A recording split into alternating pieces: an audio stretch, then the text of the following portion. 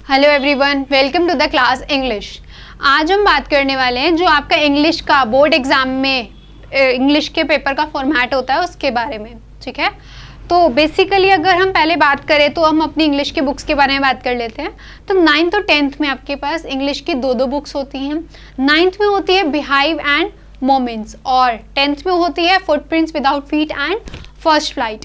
तो ये जो बुक्स होती हैं इन दोनों में ऐसा नहीं है कि एक बुक की ज़्यादा वेटेज होती है और एक की कम होती है, नहीं, दोनों ही बुक अपनी अपनी वेटेज रखते हैं। इवन हर एक चैप्टर इक्वली इम्पॉर्टेंट होता है।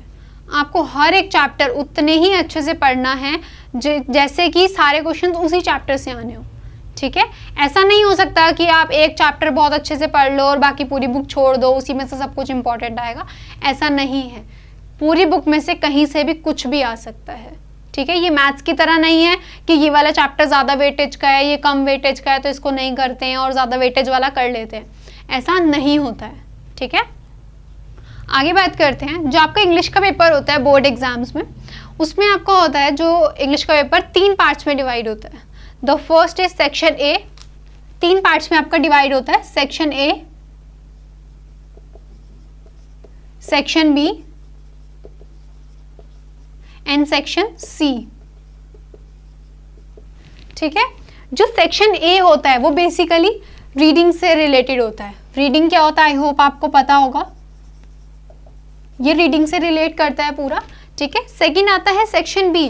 सेक्शन बी आपका पूरा ग्रामर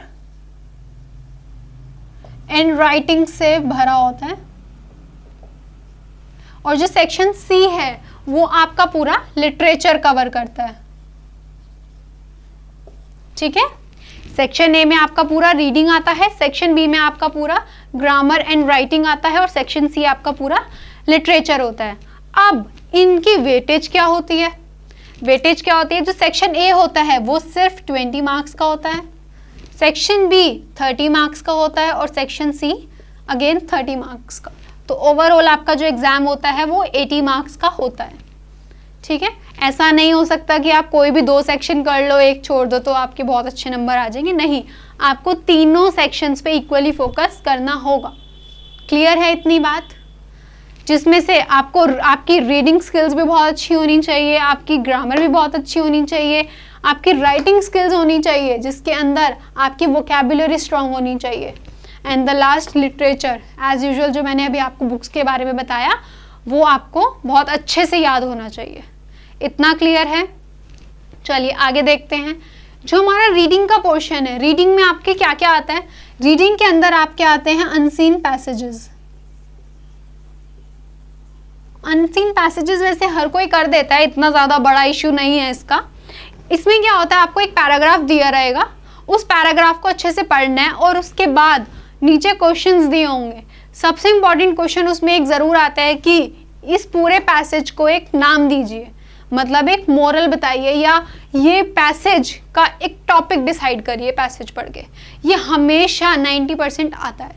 ठीक है, एक क्वेश्चन क्या आता है अनसीन पैसेज में, आपको 2-3 वर्ड्स दिए रहेंगे इस पैसेज के और उन वर्ड्स का मीनिंग इस पैसेज में दिया होगा, वो आपको फाइंड आउट करके लिखना होता है। ठीक है, ये थे हमारे कुछ पैसेज के इंपॉर्टेंट क्वेश्चंस। बाकी तो मिली भगत वाले क्वेश्चंस आते हैं, ढूंढने पड़ते हैं आपको पैसेज में से।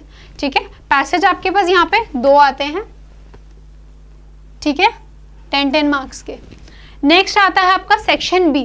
अब सेक्शन बी में क्या आता है आपका ग्रामर एंड राइटिंग।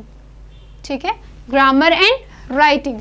ग्रामर में आपका क्या क्या आता है और राइटिंग में क्या क्या आता है देख लीजिए। सबसे पहले हम राइटिंग की बात करते हैं। तो जो आपका राइटिंग है उसमें आपका आता है, आपको लेटर में चॉइस आ जाती है, लेटर एंड आर्टिकल में फॉर एग्जांपल चॉइस आ गई। पहला आपका आया लेटर और आर्टिकल। अब इनको कैसे लिखते हैं, इनका फॉर्मेट क्या होता है वो मैं आपको नेक्स्ट क्लास में बताऊंगी।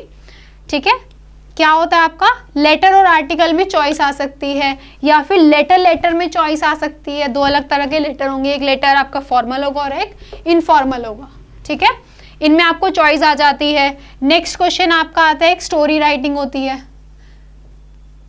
स्टोरी में भी आपको चॉइस आ जाती है। ठीक है, स्टोरी राइटिंग में भी आपके पास चॉइस होती है। कैसे चॉइस होती है? 2 स्टोरी राइटिंग होती हैं। कैसे? एक स्टोरी में आपको स्टोरी की स्टार्टिंग करके दे देंगे, ठीक है, अब आपको वो आगे कंटिन्यू करनी है। दूसरी स्टोरी आपकी क्या होती है, आपको स्टोरी के बीच बीच के पार्ट बता दिए जाएंगे शॉर्ट में, आपको उसको कंप्लीट करना है उन सेंटेंसेस को जोड़ के, ठीक है। तो 2 तरह की स्टोरीज आपको आ जाती हैं, इसमें ऑप्शन होता है, ठीक है। राइटिंग में ऑलमोस्ट इतना ही होता है, ठीक है। एक कभी कभी रिपोर्ट आ जाती है, इसमें लेटर की बजाय रिपोर्ट एंड आर्टिकल आ गया, ठीक है, एक नोटिस आ गया, ये सब चीज़ें आपकी ऐसे ऑप्शंस में आती है। बेसिकली लेटर, आर्टिकल और स्टोरी ये तो मेन इंपॉर्टेंट हैं, ये ज़रूर आते हैं, ठीक है। अब आगे बात करते हैं ग्रामर की। तो ग्रामर में हमारा क्या क्या आता है? ग्रामर में हमारा एक आता है question fill in the blanks. Fill in the blanks में आपको क्या फिल करना है? आपके ग्रामर के टॉपिक क्या क्या हैं? टेंसेज हैं, मोडाल्स हैं, कंजंक्शंस हैं, पैसिव वॉइस है, ठीक है, और प्रेपोजिशन है, ये सब आपके ग्रामर के टॉपिक हैं। तो जो ग्रामर में फिलअप्स आते हैं उसके अंदर आपको फिल करना होता है क्या? कॉमन सेंस से। क्या कॉमन सेंस से? जैसे कि प्रेपोजिशन है, वो कहाँ पे क्या वर्ड आएगा, ये सब फिल करना होता है। जैसे कि हम कोई सेंटेंस पढ़ते हैं, अब हम बचपन से हिंदी बोलते आए हैं या इंग्लिश बोलते आए हैं, तो जब हम वो किसी ने कोई गलत लिखा है, मान लो जैसे न्यूज़पेपर पढ़ते हैं और उसमें कोई चीज़ मिस हो गई है और हम उस सेंटेंस को पढ़ रहे होते हैं और उसमें हमें पढ़ के लगता है यार इसमें कुछ मिसिंग है, हमें एक अंदर से फीलिंग आती है कॉमन सेंस वाली कि ऐसा तो नहीं होता, इसमें कुछ ना कुछ तो लफड़ा है, कुछ ना कुछ तो मिसिंग है।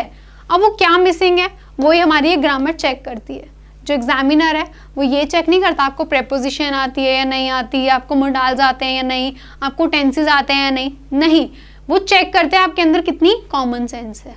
कैसे? क्योंकि आप जो चीज़ बचपन से पढ़ते आए हो, जो चीज़ आप रोज़ देखते हो अपनी लाइफ में, वो यूज़ करके आपको ग्रामेटिकल प्रॉब्लम सॉल्व करनी है, बात खत्म। बाकी ग्रामर के टॉपिक के लिए आप अगली क्लास देखना, आपको सब समझ आएंगे धीरे धीरे, ठीक है। और ग्रामर में एक और चीज़ आती है, क्या आती है आपको? जंबल वर्ड्स, ठीक है। आपको एक सेंटेंस दिया रहेगा तोड़ तोड़ के टुकड़ों में और आगे पीछे आपको वो रीअरेंज करना है। सिंपल सा, सिंपल नहीं है, बहुत डिफिकल्ट होता है ये, ठीक है। कभी कभी बहुत बड़े बड़े सेंटेंसेस आ जाते हैं और बस उसको पजल में करते रह जाते हैं। तो मैं सजेस्ट करूंगी कि आप ये वाला क्वेश्चन सबसे एंड में करें क्योंकि ये बहुत टाइम खाता है, ठीक है। अब आगे अगर हम बात करते हैं सेक्शन सी की, तो सेक्शन सी में आपका लिटरेचर होता है, जिसमें से कि आपके 4 क्वेश्चन तो वेरी शॉर्ट के हो जाते हैं, ठीक है, और 4 क्वेश्चन आपके शॉर्ट के हो जाते हैं, 1 क्वेश्चन या फिर 2 क्वेश्चन आपके लॉन्ग के हो जाते हैं, और 1 क्वेश्चन आपका आता है पूरे चैप्टर की समरी बताने के लिए, ठीक है। तो ये आपका जो होता है, सॉरी मैं इसको यहाँ लिख देती हूँ, एक क्वेश्चन आपका आता है पूरे चैप्टर की जिसमें समरी बतानी होती है, ठीक है। तो देखा जाए ये आपका पूरा पेपर होता है, इसको आपने किस तरीके से करना है वो सुनिए। मैं आपको सजेस्ट करूंगी आप सबसे पहले अपना लिटरेचर पार्ट उठाइए, सेक्शन सी सबसे पहले करें, या फिर आप सेक्शन बी भी सबसे पहले कर सकते हैं, क्योंकि ये जो लेटर और आर्टिकल और स्टोरी होता है ये बहुत ईजी होता है करना और बहुत ज़्यादा वेटेज भी रखते हैं, ठीक है, 10 मार्क्स के होते हैं ये। तो सबसे पहले आप सेक्शन बी का राइटिंग स्किल करिए, देन आप ग्रामेटिकल का फर्स्ट क्वेश्चन करिए, सेक्शन सी करिए, एंड द लास्ट, सबसे लास्ट में आपको पेपर में क्या अटेम्प्ट करना है? Jumble words and section A reading, क्योंकि ये ही दोनों ऐसी चीज़ें हैं जो आपका बहुत टाइम खा जाती है एग्जाम में, क्योंकि इनमें क्या करना पड़ता है? सोच के करना पड़ता है।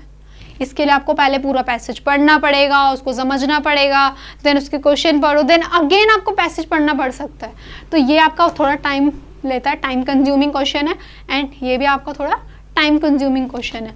और ग्रामर में जो आपके बीच में फिलअप्स आते हैं, फिलअप्स में जिस तरह के क्वेश्चंस आते हैं वो हम अभी क्लास में डिस्कस करेंगे इस पूरे का, ठीक है। तो ये था आपका ओवरऑल पेपर का फॉर्मेट। आई होप अब आप अपने एग्जाम्स में इस फॉर्मेट को या इस पेपर के करने के तरीके को फॉलो करें, तो शायद आपको थोड़ा जल्दी पेपर करने का मौका मिलेगा और आप थोड़ा अच्छा गेन कर पाओगे एग्जाम्स में, ठीक है। तो अभी के लिए इतना ही, थैंक यू सो मच।